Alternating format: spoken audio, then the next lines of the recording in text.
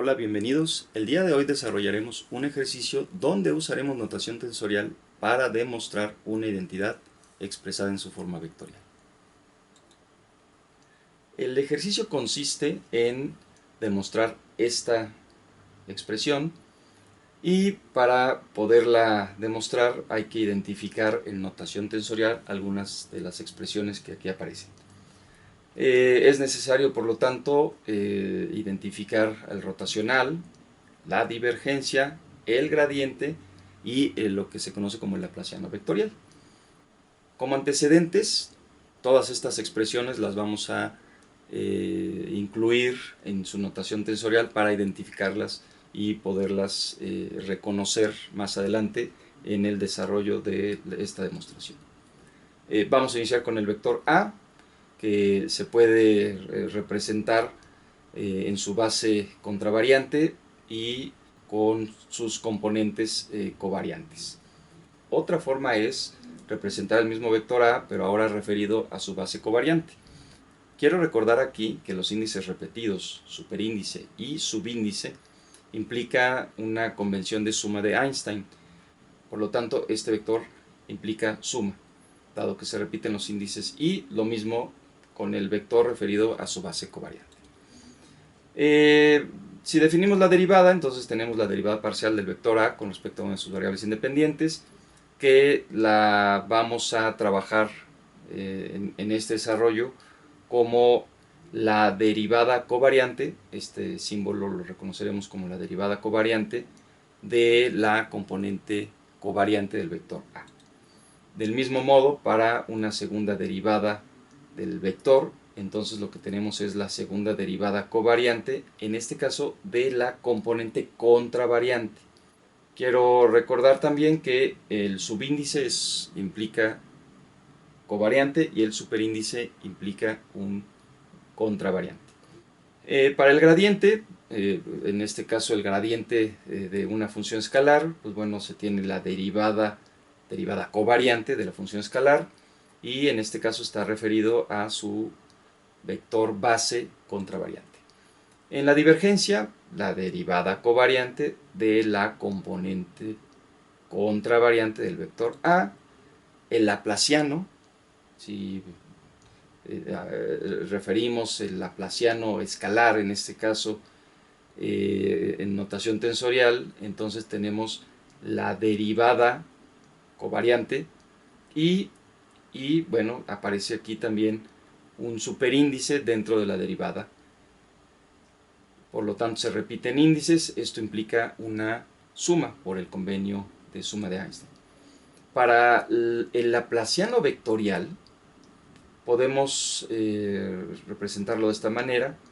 Entonces tendríamos la doble derivada covariante de la componente covariante. Aunque aquí tengamos un covariante y un contravariante, bueno, esto implica suma para la derivada, y este índice repetido en n pues implica la suma para cada una de las componentes de este vector. El laplaciano vectorial es un vector. También necesitaremos identificar el rotacional. En este caso, el rotacional del vector A se representa en su forma tensorial, donde podemos identificar aquí este elemento, que es un tensor, que es el tensor permutación. Si está ordenado como IJK, entonces para la componente del vector A implica una derivada covariante que tiene los índices invertidos. Pasemos al ejercicio. En este ejercicio nos piden utilizar la notación tensorial para demostrar esta identidad vectorial. En este caso se pide demostrar el rotacional del vector A. Para la demostración lo que voy a hacer es desarrollar el lado izquierdo para más adelante tratar de identificar los elementos que se encuentran del lado derecho con la notación tensorial correspondiente. Parto del vector A, para el cual le calculo su rotacional, y entonces tengo el rotacional del vector A, que voy a identificar como el vector B en este caso. Entonces el rotacional de A es el vector B. Este producto de tensores es la componente contravariante del vector B. Por tanto, el vector B en este caso está referido a su base covariante. Si yo calculo el rotacional de B, entonces pues lo puedo representar de esta forma. Lo represento de esta manera para tener en este caso un tensor permutación covariante. En el caso del primer rotacional tengo un tensor permutación contravariante y para este rotacional el tensor permutación covariante. Más adelante se darán cuenta por qué estoy definiendo este nuevo rotacional con esta derivada, la derivada de la componente, con superíndices. Ok, significa que todo este elemento es la componente del vector resultado de este rotacional. Hay que tener siempre presente en no repetir índices. Si yo por aquí utilicé el J, por acá utilicé K, entonces cuando haga otra o quiera representar otra expresión en notación tensorial, pues debo trabajar con nuevos índices para evitar caer en un error algebraico en el manejo de la notación índice, en el manejo de la notación tensorial. Si ya identifiqué quién es la componente contravariante del vector B, que es todo lo que tengo aquí, entonces la sustituyo y tendría la componente del vector B derivada contravariante, tensor permutación y la base contravariante. Vamos a recordar una de las propiedades del tensor permutación. Esta implica la derivada covariante del tensor permutación siempre va a ser 0. Este es un invariante. Por lo tanto, este elemento lo puedo sacar fuera de esta derivada. Y también vamos a identificar que la derivada covariante de la derivada covariante de una componente, de la componente de un vector, pues es la segunda derivada covariante de la componente covariante, en este caso del vector A. Sacamos el tensor permutación y con esta identidad por aquí, entonces tengo que puedo representar la segunda derivada IL de la componente J del vector A, o sea, la componente covariante del vector A. Entonces me queda esta expresión. Vamos a desarrollar con algunas propiedades para poder identificar qué es todo lo que tenemos por aquí. Retomo la expresión, voy a aprovecharme de una de las propiedades del tensor permutación, en la cual si yo permuto dos de los índices, cambia de signo. En este caso estoy permutando K con N, los intercambio, eso significa que cambia de signo. Y de este producto de los tensores permutación covariante con el contravariante, covariante, subíndice, contravariante, superíndice, y me quedaría como menos tensor permutación contravariante IJK, sigue siendo el mismo, por el tensor covariante LNK, que es este de aquí. Pero resulta que este producto del tensor permutación contravariante con el tensor permutación covariante, cuando repite índices, y por eso los puse en este caso al final, para identificarlo de una forma más sencilla con las identidades, lo puedo utilizar con esta expresión, donde este delta es la delta de Kronecker. Y la delta de Kronecker, si los índices son iguales, pues vale 1. Si los índices son diferentes, pues vale 0. Entonces sustituyo esta expresión aquí, en este producto, y me quedaría entonces menos con menos es más. Este elemento lo tengo de este lado, y menos con más me queda menos este término. Hay que desarrollar este producto. Entonces multiplicamos este tensor de tercer orden. Tengo tres índices que no se repiten, es un tensor de tercer orden. Lo multiplico por este primer elemento y luego el mismo tensor por el segundo elemento. Aquí hay que utilizar una propiedad que tiene la delta de Kronecker cuando opera sobre tensores, y es lo que se conoce como la contracción de índice. Resulta que si yo tengo un tensor y lo multiplico por la delta de Kronecker, y si hay un índice repetido, este índice se contrae, digamos como que desaparece junto con el símbolo de la delta, y lo único que queda en el mismo nivel de donde está escrito el índice, pues el índice J. Entonces estos se cancelan y me queda IJ. Lo mismo si tengo un tensor covariante IJ y lo multiplico por la delta de Kronecker y se repite el índice K, entonces este se contrae y se sustituye en el lugar del mismo nivel donde está el índice repetido. Entonces quedaría el tensor AIJ. Bueno, vamos a utilizar esta propiedad de contracción de índice y vamos a iniciar con esta delta aplicada a este tensor. En este caso se repite el índice I, entonces aquí debería sustituir el índice N si multiplico estos dos. Y por este otro lado también se repite el índice I o el índice L y puede ser indistinto. Si yo quito el índice L, entonces aquí me quedaría I con I, o si yo quito el índice I porque también se repite, entonces me quedaría L con L.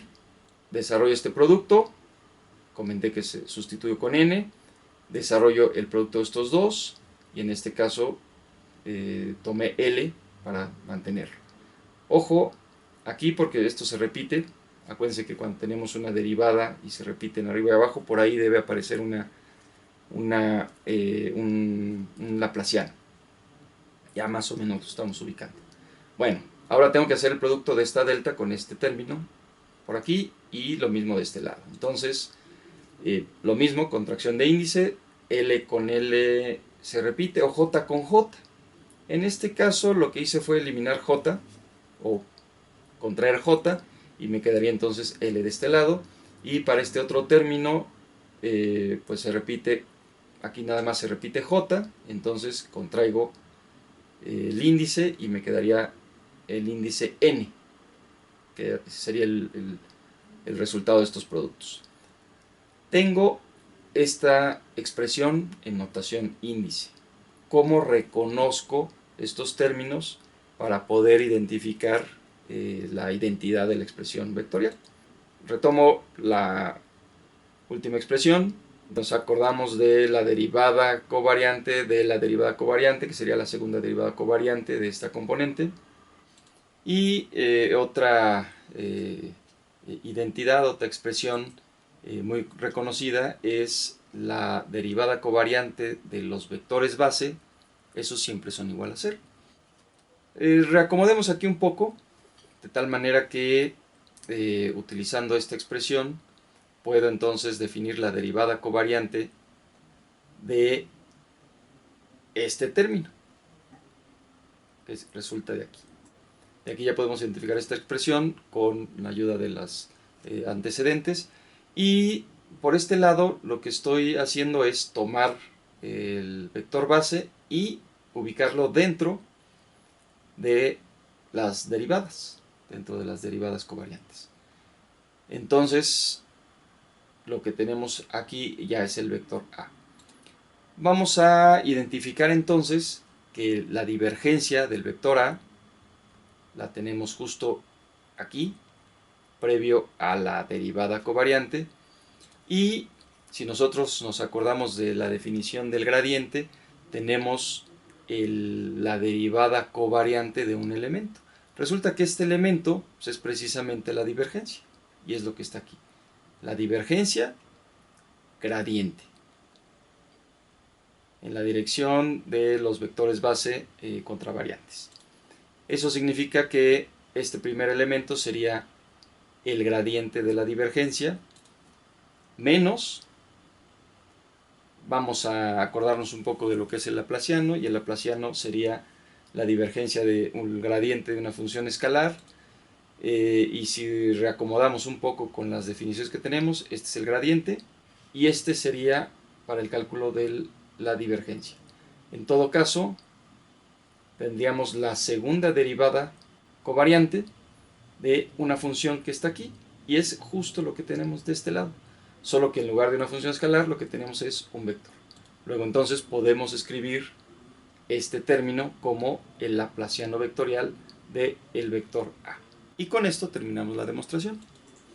Como conclusión, Anoto aquí algunas de las expresiones más relevantes de nuestro desarrollo y con ello podemos darnos cuenta que la notación tensorial es muy útil para hacer desarrollos de operaciones demasiado elaboradas o muy complicadas, convirtiendo esto en un problema de álgebra, álgebra tensorial, que bueno, hay que tener conocimiento amplio del manejo de los índices y no olvidar que para verificar si nuestro desarrollo algebraico es consistente, en ningún momento se deben repetir índices en el mismo nivel.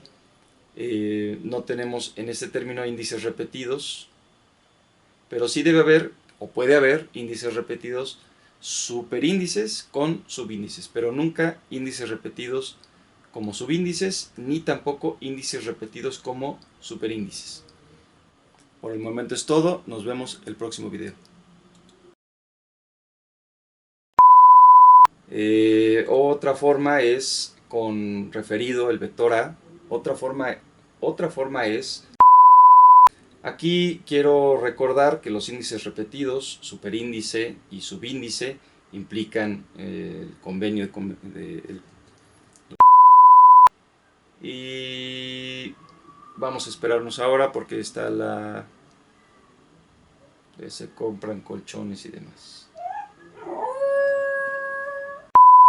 Y grabando.